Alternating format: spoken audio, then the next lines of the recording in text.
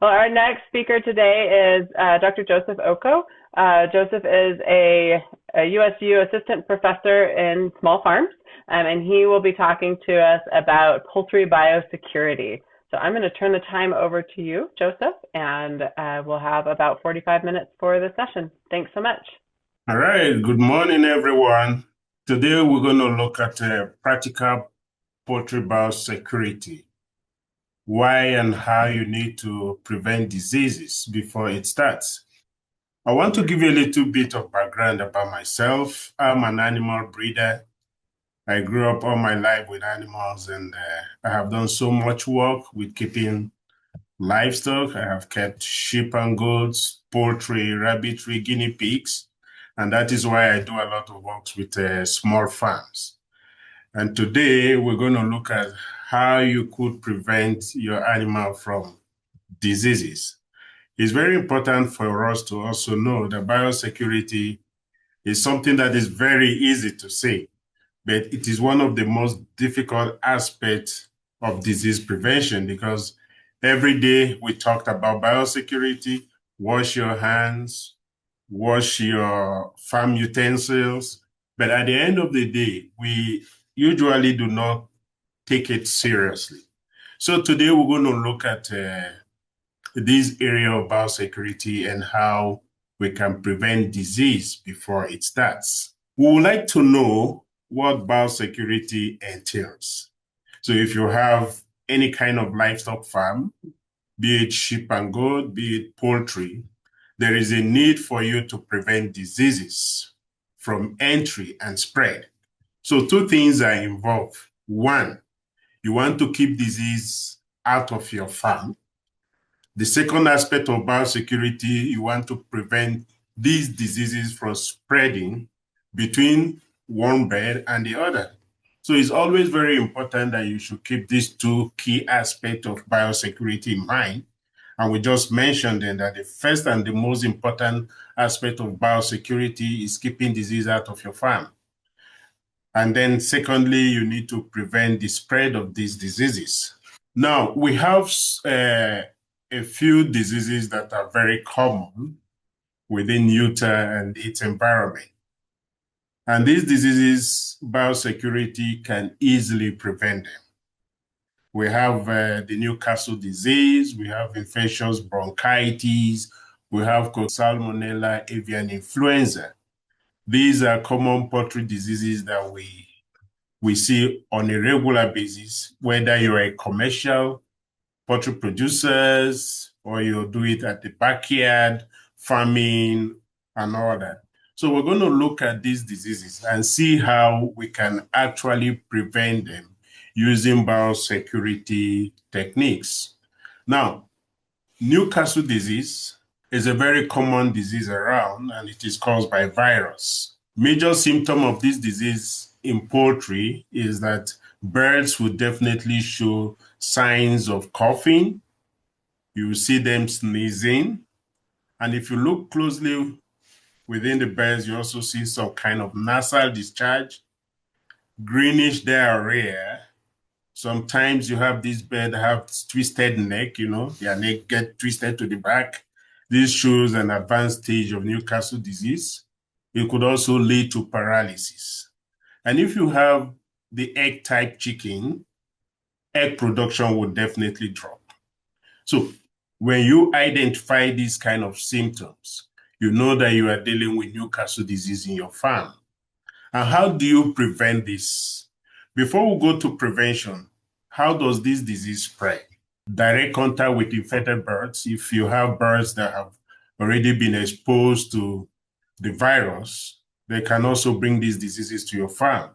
And when you move infected birds between farms, when you visit a particular farm and then maybe you buy birds from that farm that has the virus, and then you bring it to your farm, you can actually infect your farm.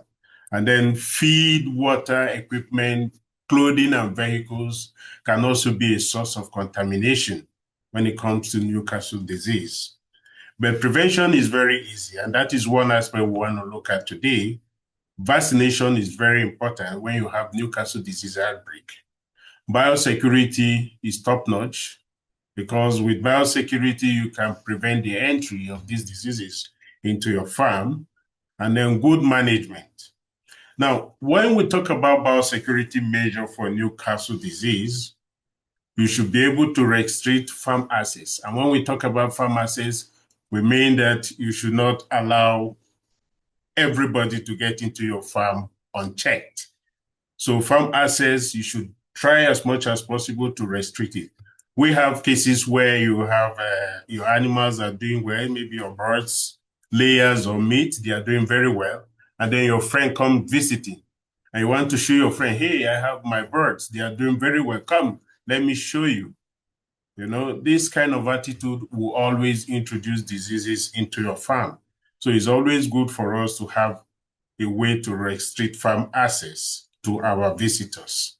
And disinfecting is also very effective, especially when you have footwears, disinfect footwears, vehicles, and then isolation of sick beds. When you have observed that a particular bird within your flock is sick, the first thing is isolate them. And then you also need to control white beds. As we go along, we're going to see which of these approaches we can use to be able to achieve that. Now, we also see this picture here of a chicken that might have come with Newcastle. If you look at this chicken, you will see that the neck is already twisted. And if you look at the droppings, you can see the greenish diarrhea from the dropping. This is an indication of Newcastle disease. And when you have this disease, egg production will definitely drop. And if it is meat kind of poultry, mortality is relatively high when you have Newcastle disease. So this is why biosecurity is very important in this aspect. Now we have another disease, which we call the infectious bronchitis. This is also caused by virus. And one of the major signs of infectious bronchitis is that you have your pets regularly coughing, sneezing, and when you look at the eyes, they have watery eyes, nasal discharge, and then if they are layers, you have poor egg quality. The shell of the egg will be very thin, and then there's going to be definitely reduced egg production. Sometimes we have what we call kidney problem or wet dropping. Mortality is usually between low to moderate. So this is one of the diseases that you could easily prevent using biosecurity. Prevention is basically vaccination, the use of biosecurity, and good management. We're going to look at that as we go on, how we need to prevent this. Now, if you see the picture here, you see that this layer, you have them having difficult breathing and it's coughing. So the difficulty in breathing is an indication of an infectious bronchitis. So we need to know about this. Then we have another disease that can easily be prevented by using adequate biosecurity in our farms. This is one of the most common diseases, especially when sanitation is poor. We can have the spread of this disease from poor litter management, feed, or water. All right, the parasite multiplies in the intestine and could damage the gut lining of the intestine. The major symptoms of coccidiosis is bloody diarrhea, fast weight loss. You could see the birds have ruffled feathers, weaknesses, poor growth, and then they will also go off feet. So these are symptoms that you will notice when you have coccidiosis in your farm. We can treat or prevent these diseases by using anticoccidial medication. We have so many of these anticoccidial medication that you could use in your farm. We have those of the ionophores, and then we have the synthetic anticoccidias. Now, the ionophores are usually feed-based, and we have a good example of them here, the monacin, the salinomycin, the narasin. All these are feed-based anticoccidia. And then the common synthetic anticoccidia that is usually used is the amprolium. But we also have others that you could use, and this is based on your choice, all right? But when you have these diseases, it's always good to make sure that you have good management practices, good sanitation. You should not overcrowd your birds. You should change your litters regularly. But when you talk about this anticoccidial medication, if you have birds that are active egg layers, that means birds that are already laying their eggs, it is not recommended that you should use some of these anticoccidia. And a good example of those anticoccidia that you should not use when you have your layers in active production stage, in terms of the ionophores, you should not use monensin, you should not use narasin, and you should not use semduramycin. All these ionophores will lead toward poor egg quality, hatchability, and also because of food safety, because these things could be easily passed to food, maybe the egg and meat. So you need to take consideration that this is very important that you should not use, especially when you want to use anticoccidial medication. Again, you can look at a good picture of our poultry bed here that have an issue with coccidiosis. You could see the bloody diarrhea, all right? So this is an indication that you already have coccidiosis in your farm. We also want to look at another important economic diseases, especially when you're dealing with poultry. A good example of this disease we have is salmonellosis, which is caused by a bacteria known as salmonella. We have three types of them, of these salmonella diseases in poultry, and it depends on what kind of disease is producing. We have the pullorum diseases, we have the fowl typhoid, and then we have the one that affects food safety concern. Now, what are some of the symptoms of salmonella that we can see in our flock? Diarrhea is one of the major symptoms. The birds becomes very weak, poor growth, and then there is also decreased egg production, high chick mortality, especially with young chick, you're going to see a lot of mortality. And then we're also going to see swollen joints. Mortality is usually between low to moderate, and it's very high when it comes to chicks. And we have a zoonotic issue when it comes to salmonella, because it can easily be passed to human via food. So your egg, your meat could be contaminated with salmonella. And that is why this is very, very important that we should also consider. Now you could see salmonella infection, you could see the ruffled feathers, and then for chicks, mortality could be very, very high. So biosecurity will also help us to be able to deal with this disease. We're going to look at how we can apply biosecurity to be able to prevent these diseases.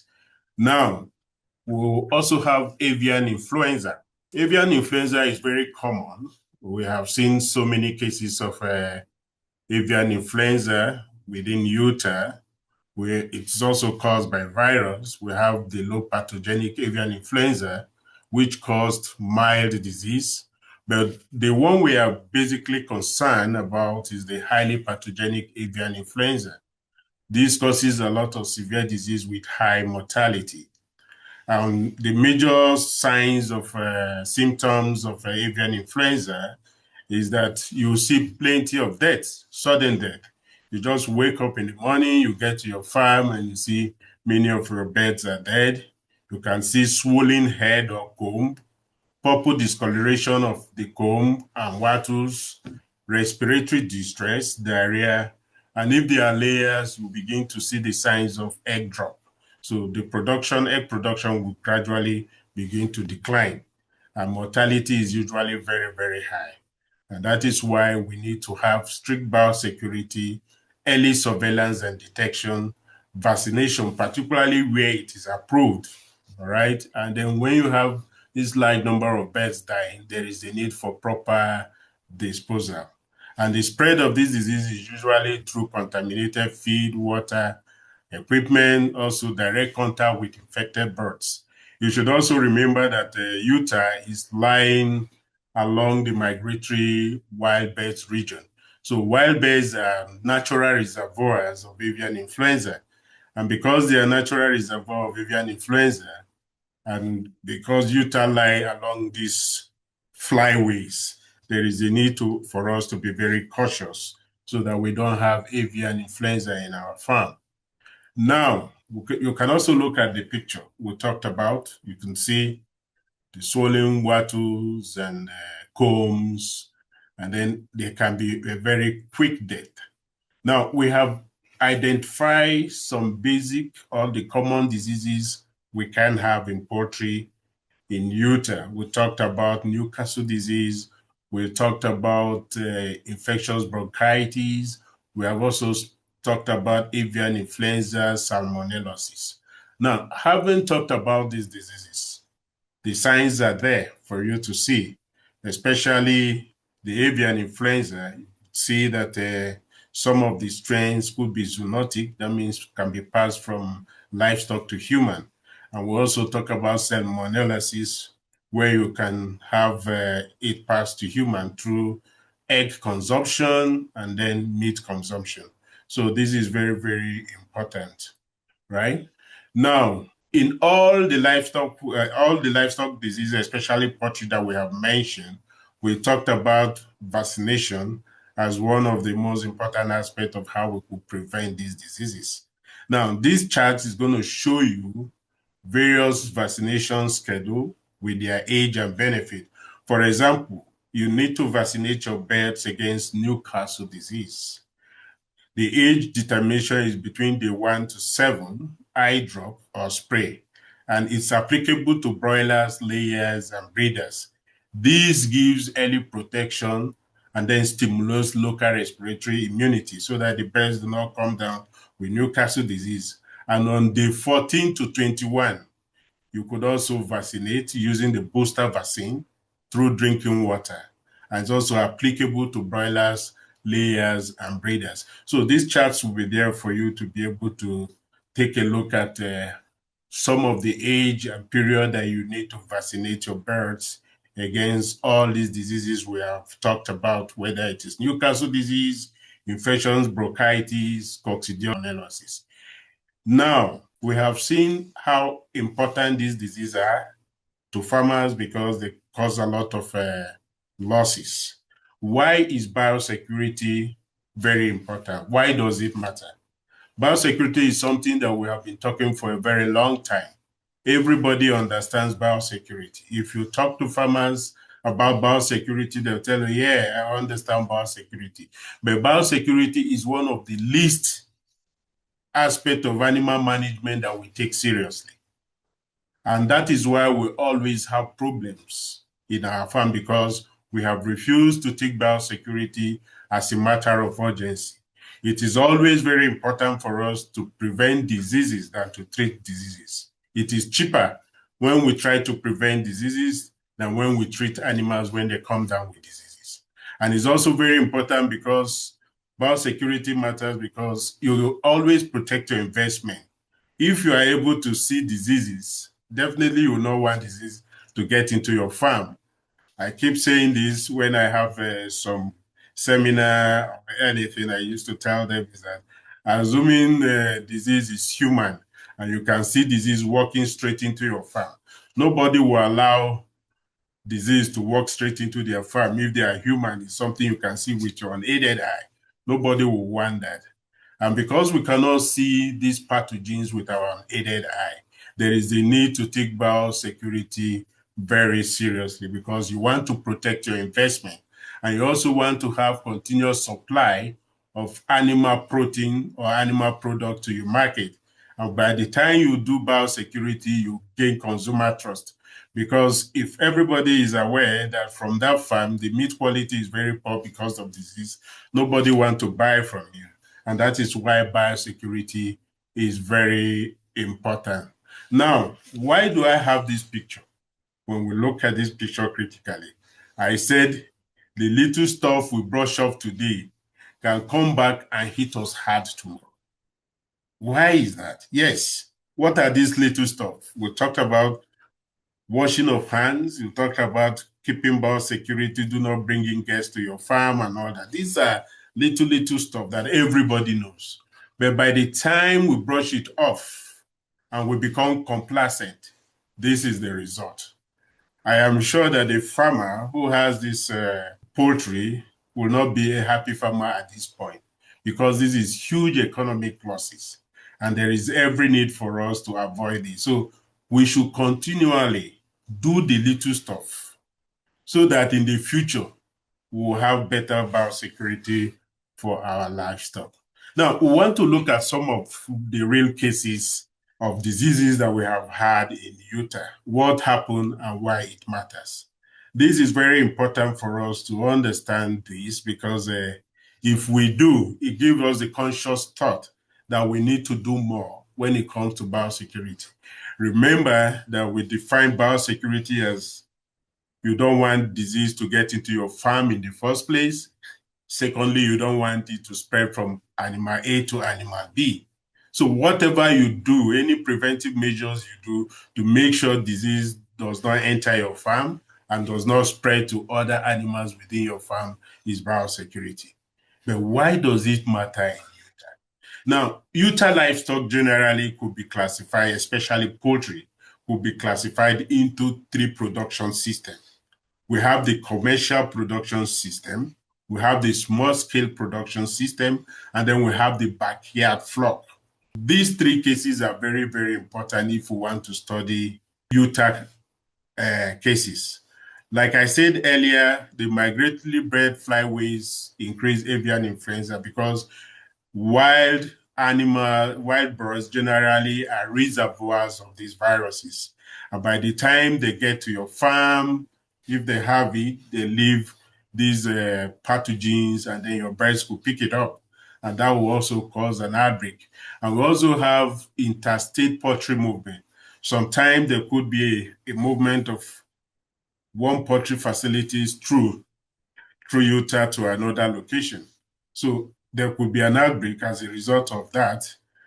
But when we look at these cases, look at the losses, we're going to consider 4 of these important cases that have been reported in Utah so that we understand it more and why we need to be very serious. Like I said, if you talk about biosecurity, everybody will tell you, hey, I have good biosecurity, I do everything correctly. But let us look at some of the cases that we have reported in Utah so that you can know why there is need for us to be very serious when it comes to biosecurity. We will look at 4 cases. This is case 1. Last year, 2025, there is an outbreak of avian influenza in St. Pete County. And if you look at that on the 26th of August in St. Pete County, you could see the number of birds that were affected by avian influenza, 34,000 birds. This is huge. 2 days later, in the same St. Pete County, that is 28th of August, in a commercial turkey, you have 8,000 birds that were affected by avian influenza. And then about a week later, on the 4th of October, you have the same commercial turkey plant in St. Pete. You have about 12,985 birds that have been affected. And then a day later, another commercial turkey farm, we have about 30,000 birds that have been affected. This is why you will see that they spread within the period of 2 weeks. You will see the kind of losses that you will always incur when you allow diseases into the farm. No farmer will want to allow disease into their farm, but biosecurity can save us a lot of this headache.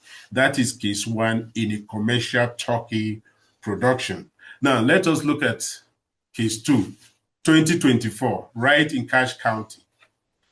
Northern Cache County, fall 2024, there was an estimated culling of close to 2 million chicken at a commercial poultry farm. Why? Because of avian influenza.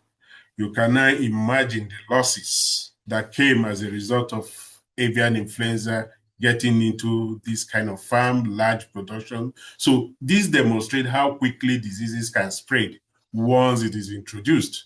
And that is why we need to do those little things that we're going to talk about very soon. Those little things that we take for granted can come back to hit us hard.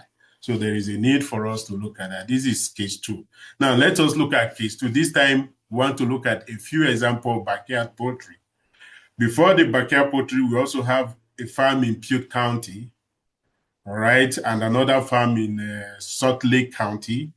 Between November 10 to 19, 2024, we have 3 turkey farms in Piute County where over 100 turkeys were depopulated as a result of avian influenza.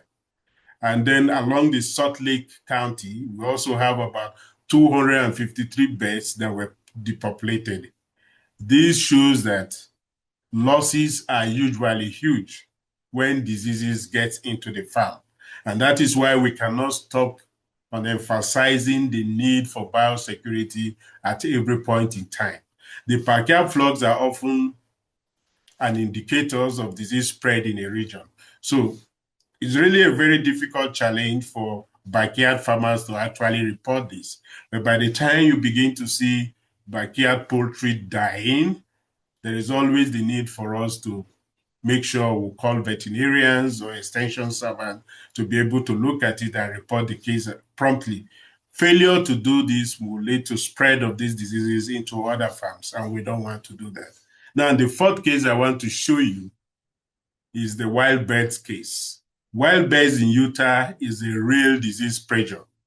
Real disease pressure in the sense that wild birds are very, very common. I have said that before. Utah lies along the migratory route for wild birds.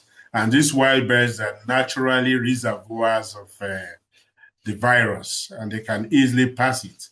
So in February 10, 2025, over 122 wild birds were confirmed to have avian influenza.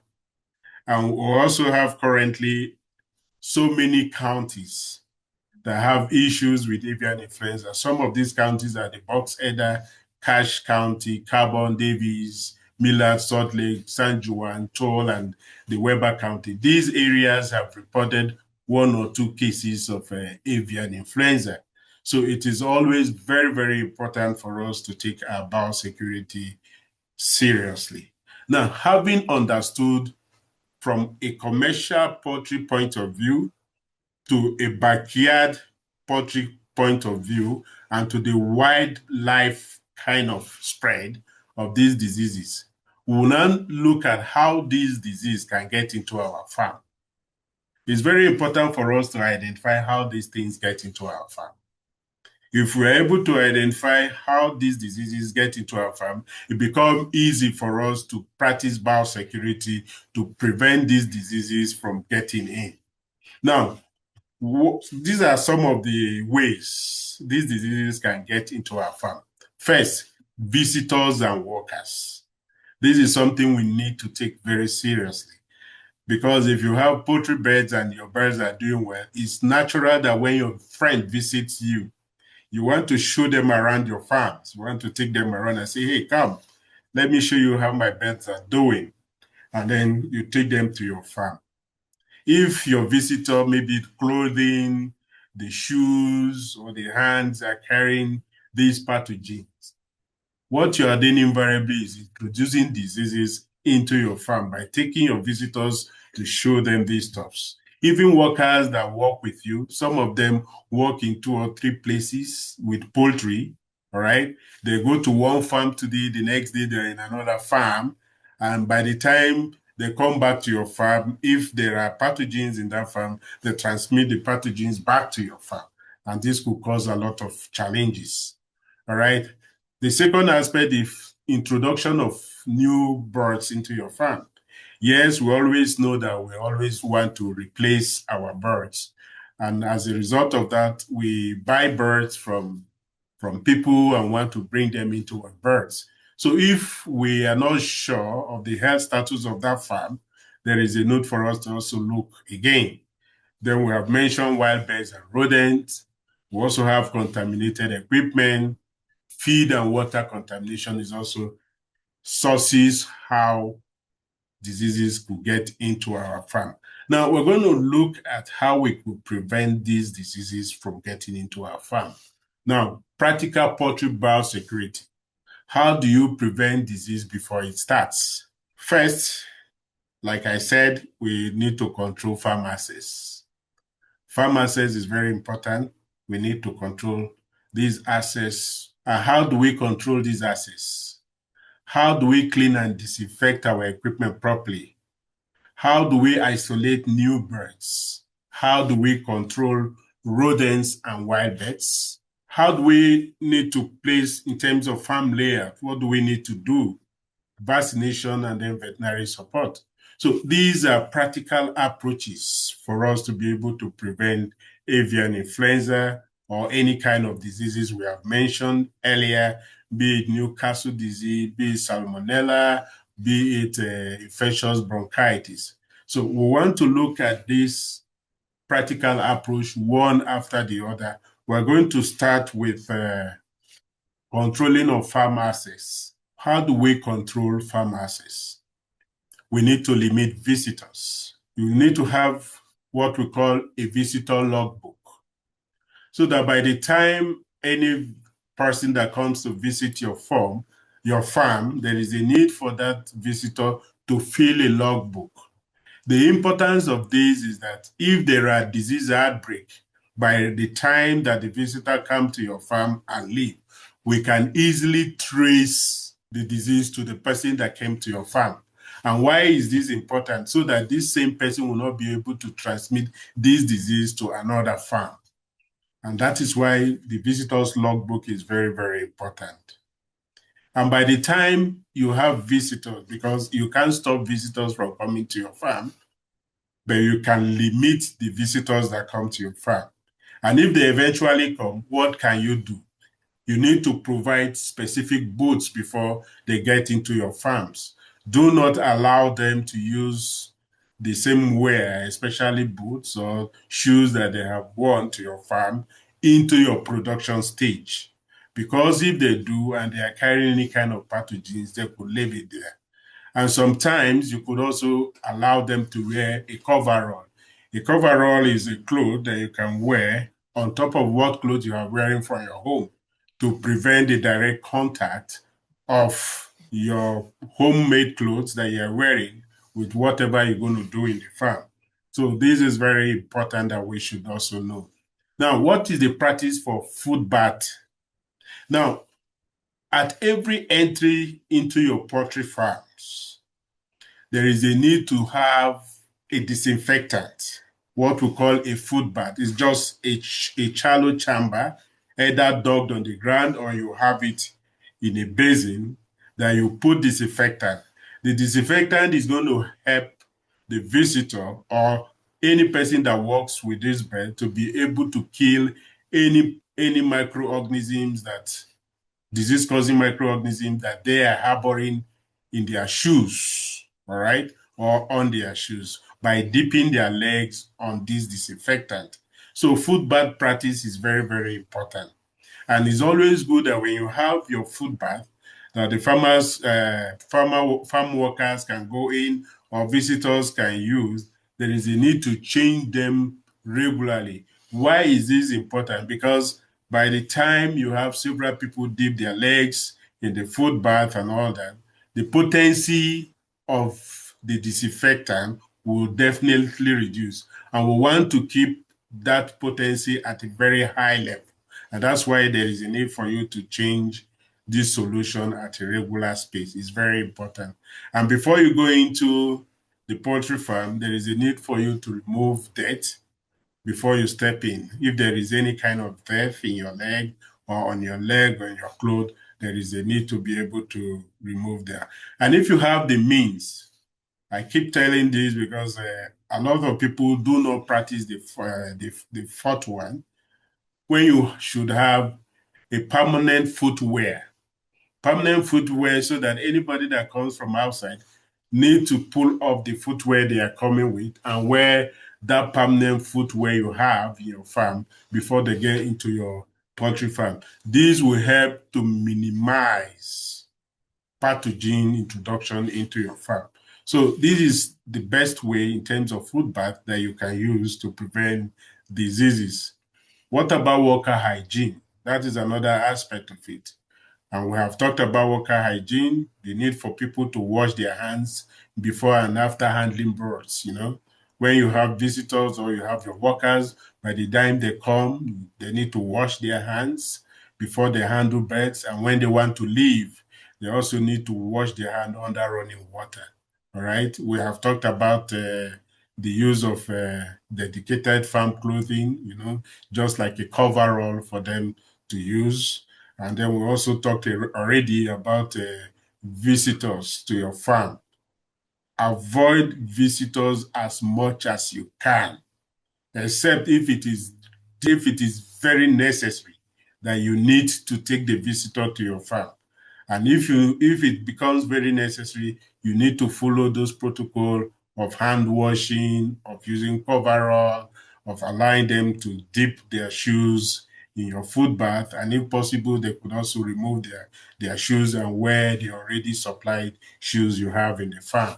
So this is very important. And then when you talk about the shower, this might not be possible for backyard farms, but for commercial farms, it's always advisable for farmers or visitors to shower in and shower out. With this, they don't introduce disease into your farm, and when they go out, they don't carry pathogens and they introduce into another farm. So that is one aspect. So this is a picture depicting what you can do. The food bath might not be something very expensive. It can just be a basin that you have all your disinfectants in there. And by the time you want to go into it, you can just dip your leg for some time to allow the disinfectant to kill all the pathogens that come with. You could also have running water in your farm so that people who wants to handle birds will wash their hands before they handle birds. And when they come out of the farm, they also wash their hands before they leave. And by the time they are coming out of the farm, there is also a need for them to wash the boot, that they carry, wash it properly. And they could use a coverall, right? They could use a coverall to do that. Yes, I just saw a question that talked about what is a good disinfectant. Yeah, that's where we're going to go now. So we can clean and disinfect equipment, every equipment that we have, we can clean them using very effective disinfectant. We can also clean our vehicles that we use in the farm. Is very important. Now, we have a question that talk about effective disinfectant. Now, these are poultry disinfectant dilution and contact time guard. So we have several disinfectant types. We have what we call the sodium hydrochloride, which is our common bleach, which has about 5 to 6%. And we have what we call the quaternary ammonium compounds. We have the phenolic disinfectant. We have the accelerated hydrogen peroxide, your Vecon type product, or your Sanidates. We have the peroxygen blends. We have the iodophos, and then we have formaldehyde.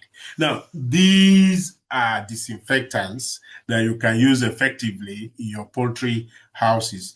But it's very important to know which one is effective at what point. Now, look at the information here. For example, the sodium hypochlorite is best when you use it for floors, equipment, and food baths. So if you have a poultry farm and you want to use disinfectant for food bath, I encourage you to use something like sodium hypochlorite because it is effective for food bath, and the minimum contact time should be 10 minutes. All right. Okay, it should be 10 minutes.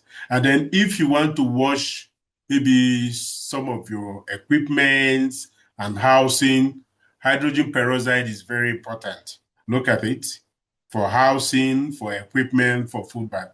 Now, if you use sodium hydrochloride, it will not be as effective as using hydrogen peroxides, accelerated hydrogen peroxide for cleaning. So this is something you also need to take in play to look at it.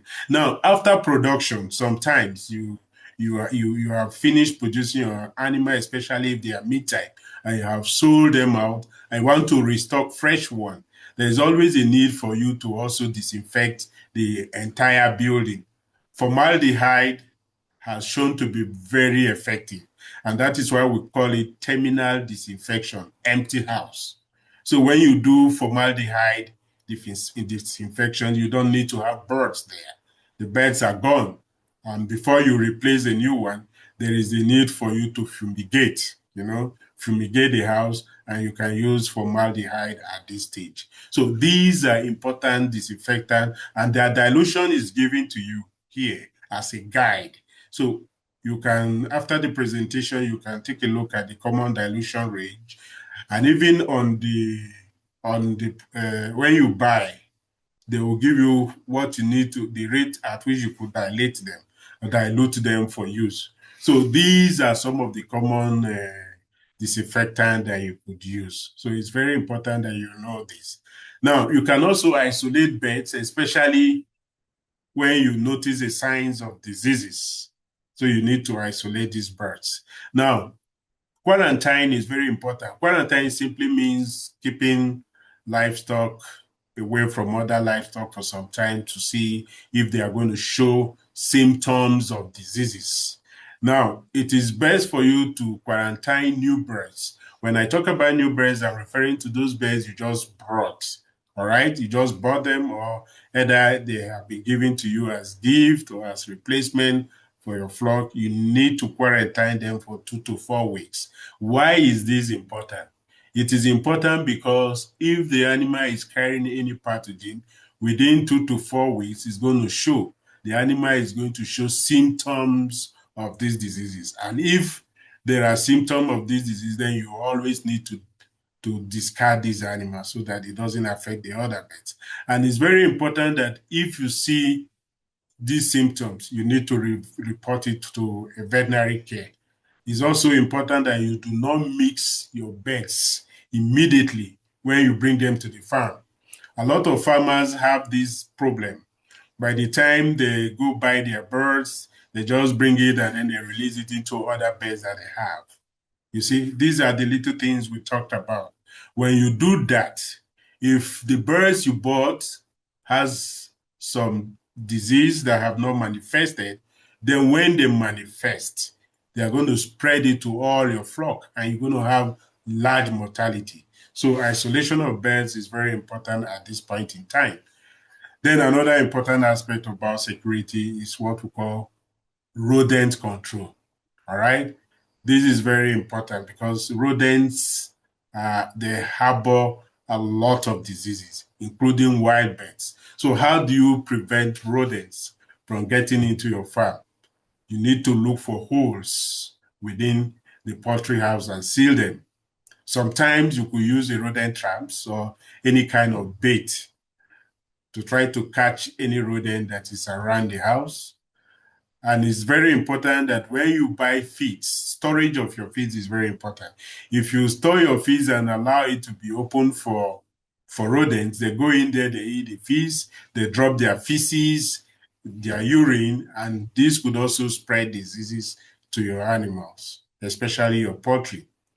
This Joseph, practice is very. I hate to interrupt you, but we have 1 minute left, and then we're going to have to switch over. All right. So I just want to make.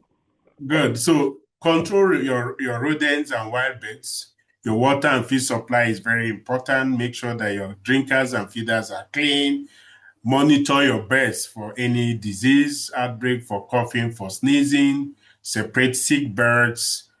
Proper disposal of your birds are very important when they are sick, especially when they die. You can do composting, rendering. We'll talk about that if you have any question. And then your farm layer should have opportunity for you to receive visitors outside of your production stage. And then vaccination and veterinary support is very important. And then finally, your emergency response. You should also have emergency response, just as we talked recently. You can contact the Department of Agriculture or Utah State Extension or any local veterinarian in case you have problem. So we have a lot of benefits if we do biosecurity, productivity, and better flock performance. So some of the key take-home message from this presentation is that biosecurity is everyone's responsibility. Even if you're not keeping birds, you can get diseases from birds.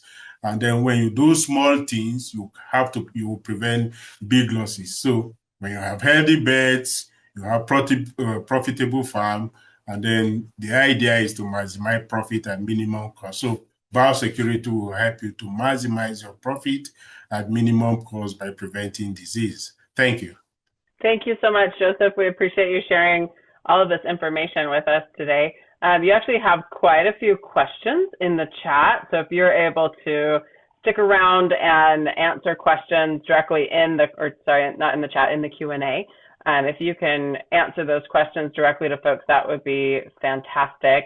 But it sounds like there's a lot of great questions about disinfectant for brooders, different types of meds for organic production, and some of the questions that you may have answered about, how to limit, especially when people have agritourism happening, how do we kind of limit access to those spaces? So we appreciate you being here and look forward to seeing the answers to those questions in the Q&A. Thank you so much. Thank you.